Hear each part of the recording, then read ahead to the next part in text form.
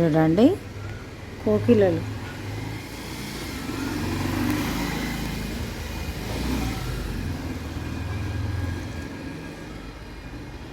వెనక సైడ్ ఉన్నట్టున్నాయి అది చూడండి ఎట్లా వచ్చింది. ఇప్పుడే నైవేద్యం తిని పిట్టల వాయిస్ వినిపించి వచ్చిన బయటకు. కోకిలలు చూడండి.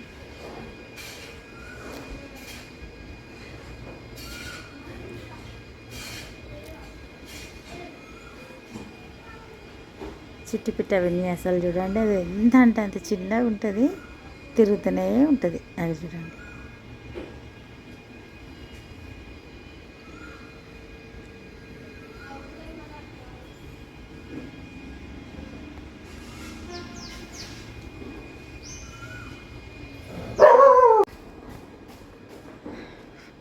హలో అండి, నేను అరుణానందగిరి. ఇప్పుడు 4:30 అవుతుంది సాయంత్రం.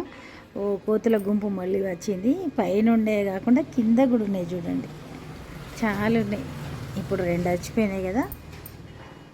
ఇక ఇప్పుడు సాయంత్రం వచ్చినాయి. ఈరోజు మొన్న పొద్దున వచ్చినట్టున్నాయి. ఒక 20 వస్తే ఒకసారి ఒకటే టీం లాగా వస్తాయి అన్నీ.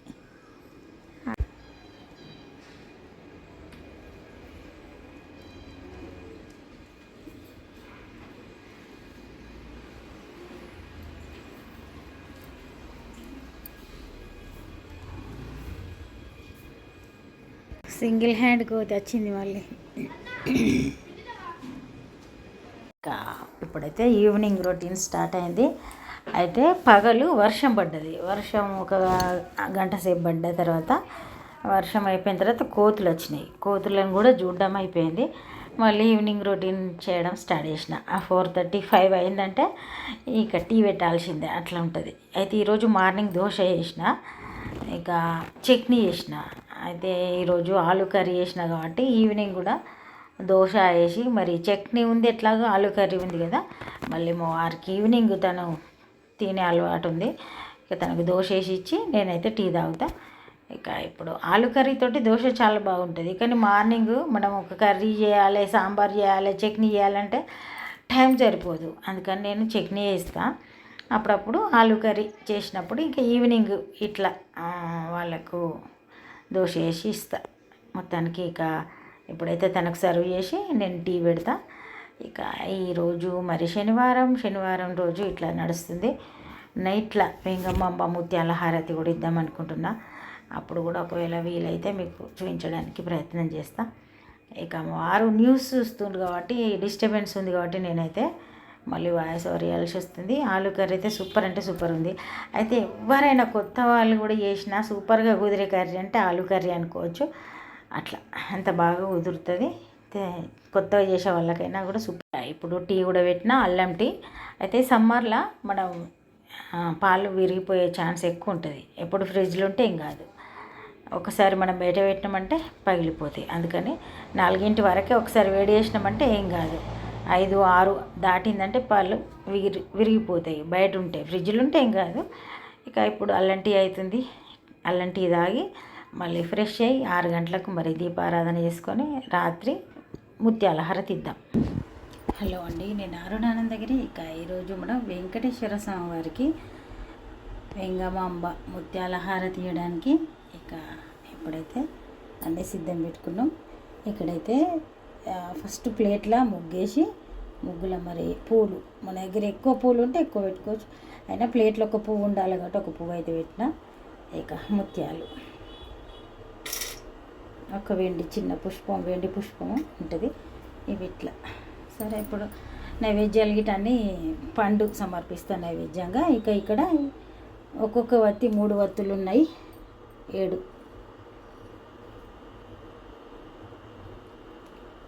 ఇక ఇప్పుడు దీపారాధన చేసి యూట్యూబ్లో పెట్టుకొని నేను దాంతో అనుకుంటూనే వాడతాను. ఎందుకంటే మనకు నోటికి మొత్తం రాదు, మళ్ళీ వచ్చినా కానీ అది పాట కదా, అది అంత శ్రావ్యంగా రాదు. ఇక అట్లా మొత్తానికి ఇట్లా ఏదో ఇవ్వాలనుకున్నప్పుడు ఇట్లా ఇస్తా నేను.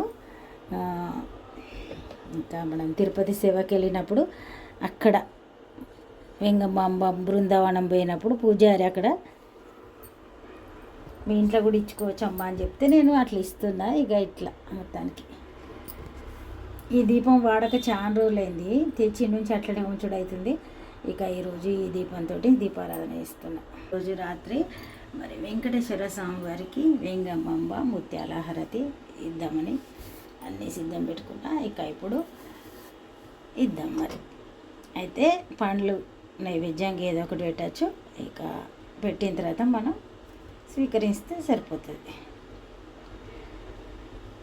శ్రీపన్నగాద్రివర శిఖరాగ్రవాసునకు పాపాంధకార గణభాస్కరునకు శ్రీపన్నగాద్రివర శిఖరాగ్రవాసునకు పాపాంధకార గణభాస్కరునకు ఆపరాత్మునకు నిత్యాన్నపాయిని అయిన మాంపాలి మేలు మంగమ్మకు జయమంగళం నిత్య శుభమంగళం జయమంగళం నిత్య శుభమంగళం శ్రీపన్నగాద్రివర శిఖరాగ్రవాసునకు పాపాంధకార గణభాస్కరునకు శ్రీపన్నగాద్రివర శిఖరాగ్రవాసునకు పాపాంధకార గణభాస్కరునకు ఆపరాత్మునకు నిత్యాన్నపాయిని అయిన మాంపాలి అలమేలు మంగమ్మకు జయమంగళం నిత్య శుభమంగళం జయమంగళం నిత్య శుభమంగళం జయమంగళం నిత్య. ఇప్పుడు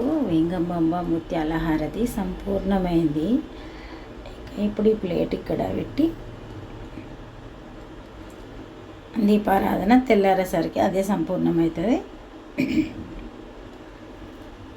ఇక ఇప్పుడు మనం ధూపం వేద్దాం. ఇక్కడ నేను ధూపం వేస్తే నాకు శ్వాస సరిగా రాదని ఫస్ట్ ధూపం వేద్దాం. ఇక యూట్యూబ్లో పెట్టుకొని నేను దాంతో పాట అనుకుంటూ ఇస్తాను హారతి. ఇక ఇప్పుడు ఇక ధూపం వెలిగించిన ఇక ఇంజమర గురించి బయటకు వెళ్దాం. ధూపం ఎక్కువైతే కూడా శ్వాస తీసుకోరాదు ఇక్కడ.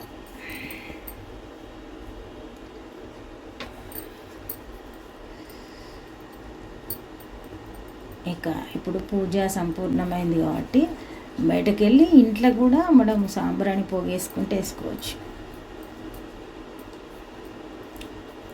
ఒక ప్రశాంతమైన వాతావరణం కలుగుతుంది అని అక్కడైతే పూజారి చెప్పిండ్రు, మీరు హారతి ఇచ్చి చూడండి కొన్ని రోజులు మీకే తేడా తెలుస్తుందని. అయితే ఒక భక్తి ఒక పూజ అనేది చేయాలంటే చాలామంది ఈ మధ్య ఏదైనా ప్రయోజనం అవసరం ఉన్నప్పుడే చేస్తుండ్రు. అట్లా కాకుండా నిత్య జీవితంలో భక్తి ఒక భాగమైనప్పుడు అనవసరంగా కోపాలు రావడం అట్లాంటివి ఉండేవి.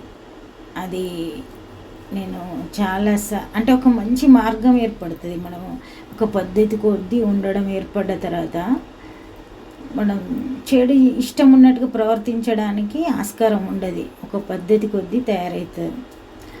అది ఏదో ఒక శిక్షణ, భక్తి కావచ్చు, ఇంకా ఏ శిక్షణలు ఉంటే ఆ శిక్షణ లక్షణాలను వస్తాయి కదా. అట్లనే అది యోగా క్లాస్కి వెళ్ళే వాళ్ళకు అదొక క్రమశిక్షణ ఉంటుంది, అదే ధ్యానం చేసే వాళ్ళది అదొక క్రమశిక్షణ ఉంటుంది. అట్లనే భక్తి కూడా మనం ఒక మంచి మార్గంలో వెళ్ళడానికి, సంసార జీవితంలో ఉన్న వాళ్ళకు ఎన్నో ఉంటాయి సమస్యలు, అవన్నీ కూడా మనం సంభాళించుకుంటూ పోవాలంటే మనకు మనస్థిరత్వము, ఓపిక, ఓర్పు, సహనము ఇవన్నీ అవసరం ఉంటాయి.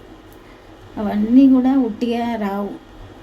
మన లోపల ఉన్న పంచేంద్రియాలు, కర్మేంద్రియాలు, మనసు 11 ఇవన్నిటిని కంట్రోల్ చేయాలంటే దానికి మనకు ఏదో ఒకటి కావాలి. అయితే ధ్యానమో, లేకుంటే యోగానో, లేకుంటే భక్తో, ఏదో ఒక మంచి మార్గం ఎంచుకుంటే మన అన్నిటినీ కంట్రోల్ చేయవచ్చు మనం. ఇప్పుడు పూజ అయింది కాబట్టి బయటకు వెళ్దాం. ఇక ఇప్పుడైతే వెంకటేశ్వర స్వామి వారి ముత్యాల హారతి సంపూర్ణమైంది. మనం ఈరోజు నైవేద్యంగా అరటిపండు నివేదించినాం కాబట్టి మనం ఇప్పుడు అరటిపండును మనం స్వీకరించవచ్చు. మరి ఈ రోజు అయితే ఇంతే, రేపు ఒక మంచి విడితోటి మళ్ళీ వెళ్దాం.